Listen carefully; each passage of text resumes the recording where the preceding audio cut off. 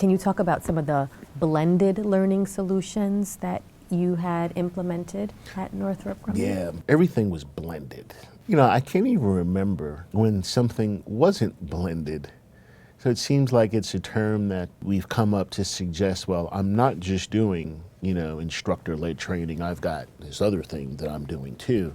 I think we've always done blended, but we just didn't know it. So like, for instance, within a particular instructor learning course, which was predominantly, you know, classroom-based, there was a simulation that we used, which was the focal point of the course. In fact, we couldn't have achieved what we did within the course, which, by the way, we did measure with respect to its application on a program, right? So it's program management training, and we monitored the application of the concepts on real programs.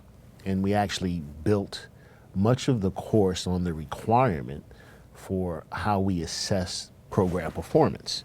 So there was this direct link that I was sharing with you earlier.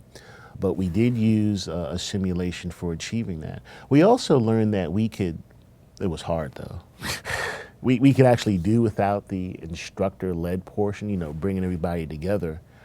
Every individual or groups, pairs of individuals could run the simulation separately and apart.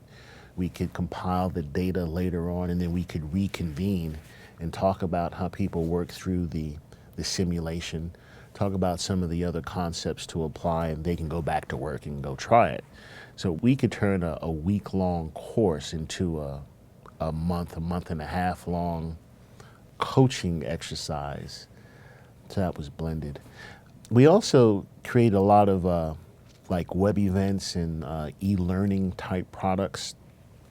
Again, we stopped calling them e-learning necessarily. We just call them, you know, web-based products. And some of it was just about ideas, just about notions. Some of them were just about experiences. Here's what so-and-so team did. And we would isolate very particular aspects of how to execute some type of requirement. Just give them that learning bite, that learning nugget. So we would do that.